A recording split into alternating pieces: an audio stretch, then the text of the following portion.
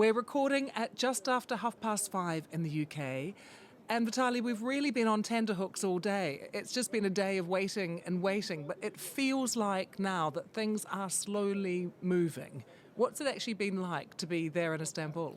Well, it's been a day of waiting. As you can see, Lucy, I'm stood literally on the easternmost edge of Europe. Asia begins right behind my back. There's the Bosphorus, lots of ships traversing the straits dividing Asia and Europe.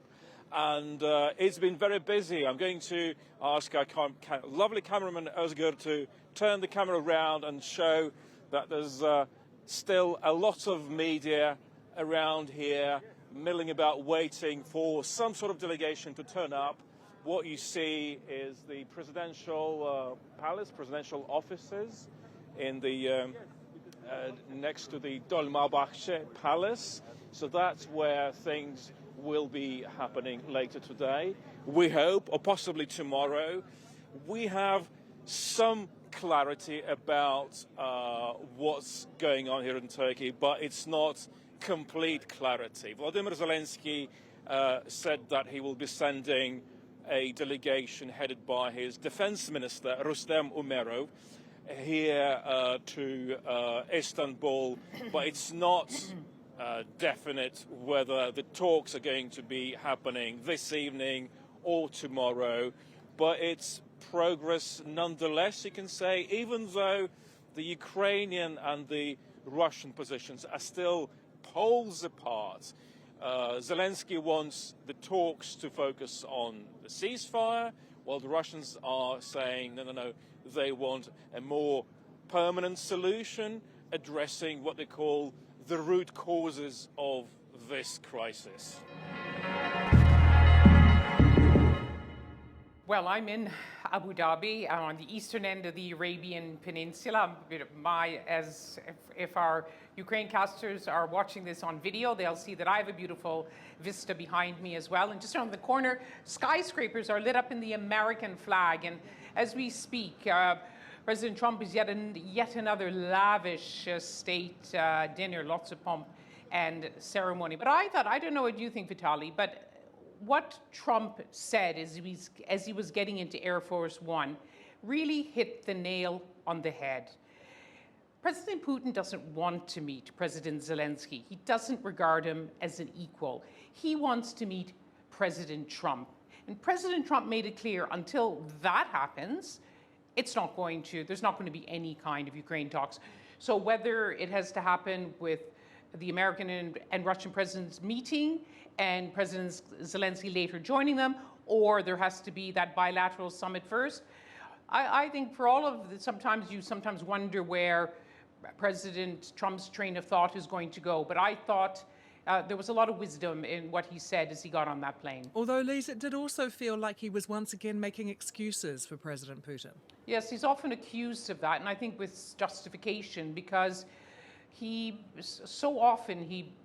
blames President Zelensky, and every time he thinks there's a chance that he could again be blamed for the failure of President Trump's efforts to end the war, he races to accept them, whether it was the minerals deal or the 30-day unconditional ceasefire, rushing to Turkey in order not to be blamed for not showing up. And President Trump does criticize President Putin sometimes, but if you added up the times, it's a fraction of the times he blames President Zelensky.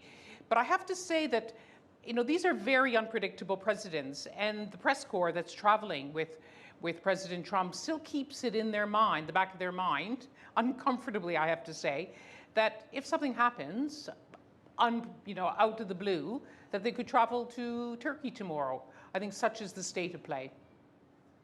Vitaly, it was the usual kind of derogatory language that we heard from the Kremlin as well. Maria Zakharova from the Foreign Ministry calling Zelensky a clown and a loser. Sergei Lavrov was pretty vicious as well. What sort of things have we been hearing from the Russians?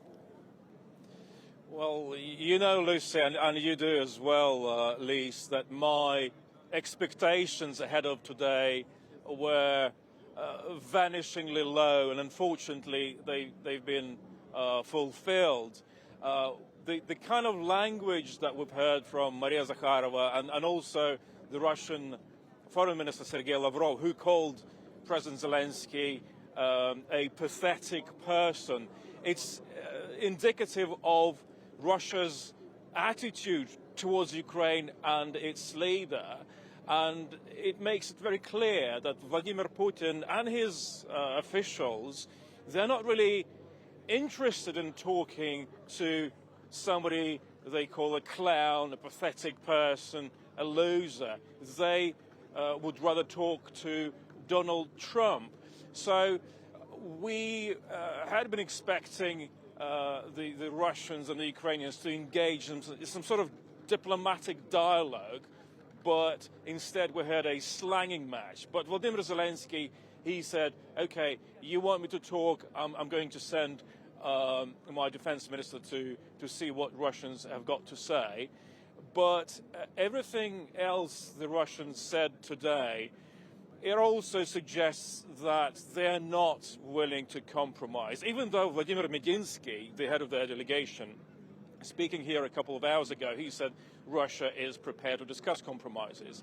But at the same time, he said he wants to address the root causes of the conflicts, and translated from Kremlin speak, this means the very existence of Ukraine as a sovereign state.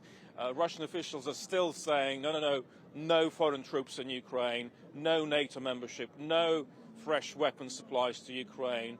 So that's the kind of rhetoric that makes me very, very skeptical about what we are going to hear and see either this evening or tomorrow. And you will remember I said on Tuesday that Russia is going to send an insultingly low-level delegation to Turkey. This is what happened. And then, in addition to that, we heard literal insults hurled at Volodymyr Zelensky. Vitaly, what do you make, though, of how President Zelensky has been playing it, saying, look, we're here, but this is actually really insulting, not only to the Turks and to President Erdogan, but to the US as well. Marco Rubio's on his way. They've got high-level people coming. Oh, he's been going out of his way to show that he is prepared to demonstrate goodwill. He is prepared to engage with the Russians in spite of everything. And earlier today I was wondering, okay, they called him a clown. How will he react? Will he say, well, look, I'm not going to even talk to you after this? And yet he sort of bit his tongue and said, okay, I'm still prepared to talk. And of course, had he walked out, that would have sent a message to Donald Trump as well, a message that Donald Trump would probably see as a sign of Ukraine's unwillingness to engage. So Volodymyr Zelensky is being very, very diplomatic, because he knows last time he showed any sort of emotion in February in the Oval Office, that ended disastrously for him. Lyse, the feeling there that anything could happen is a sense that we've had all day as well. But can we read anything into the fact that the NATO foreign ministers are also in Turkey at the moment, that they've been meeting in Antalya? They could literally rush to Istanbul at a moment's notice as well? Yes, it seems like a great coincidence. All the pieces seem to be in place, except the main actors have yet to take the stage. I think the fundamentals of the moment are exactly as Vitaly described, but we're also dealing with President Trump, who you never know what he's going to say at the end of the day or the start of the day or even in between. President Putin as well can be unpredictable, likes to keep people guessing.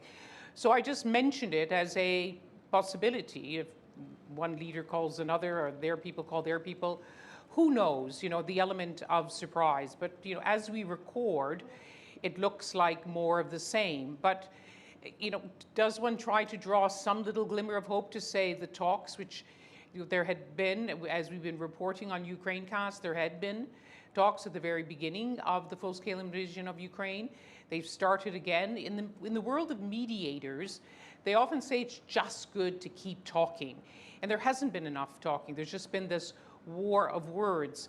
But I think in this case, because there's so little respect and because the goalposts haven't changed, it really could be talking for the sake of talking. Let's have an answer to this from you, Vitaly, from a listener who's been in contact with us, who asks, how are the proposed negotiations being perceived publicly in Russia? It seems to contradict the Kremlin's messages that it will not stop until Ukraine is liberated. The Kremlin and Russian media machine, whose representatives, well, we've seen many of them here in Istanbul today, they are trying to create the impression that Russia is doing its best to talk some reason into Ukraine and its European puppeteers. That's the word that Sergei Lavrov used today. The rhetoric that they're using about the underlying causes, it's such a broad term which can include anything: liberating Ukrainians, removing the so-called neo-Nazis from power, denazifying, demilitarizing Ukraine, all that, the kind of language we've heard since 2022. It's still there, and it kind of suggests that what Russia is showing now, it's trying to create the impression that it's engaging in talks. But the team that's been dispatched here to Istanbul, it has no mandate whatsoever to make decisions on the spot. They are third-level officials, and I wouldn't really expect much in terms of specific agreements that would have any practical impact on the ground in Ukraine whatsoever. Yeah, the stand-in props, as President Zelensky has called them. On that, Lise, if we do actually see talks take place, I mean, what will they talk about? Well, sometimes when there's been a long freeze in talks, depending on who, we don't know if they're going to be direct, will there be anyone around the table? You try to establish the rules of the talks, what the agenda will be, where do they go from here? So often it's, to use the phrase, talks about talks, or will it just be the kind of slanging match we've been talking about, you know, between capitals? Will it just now be face-to-face across the table? There was discussion that they would pick up with what was called the Istanbul Communique of May 2022, when those talks broke off. But now the reality on the ground, as we discussed in one of our last Ukrainecasts, is so different, with Russia now controlling about 20% of Ukraine. Yeah, Russia has briefed as well that they could discuss another prisoner swap, which is something tangible that could come out of it. But before we go, another question that we've had from several listeners, given all this attention that's been placed on whether or not Putin would go or not go to Istanbul. Lise, can he not be arrested if he travels outside of Russia? He would only go if he's going to meet President Trump. That's clear. And there is no way that Turkey, a NATO member, would in any way endanger the life or the future of President Putin. It's Turkey, like a lot of other countries, including the country where I am now, UAE, and the neighbors Qatar and Saudi, who've often played a mediating role in the prisoner exchanges you just talked about. He would go directly to Turkey, and I think there's zero chance that Turkey would arrest him there. I mean, they'd lose so much face. Turkey is not a member of the International Criminal Court, of course. It's not a signatory to the Rome Statute. So, strictly speaking, legally speaking, it's not even obliged to arrest Putin should he come here, and of course he's not.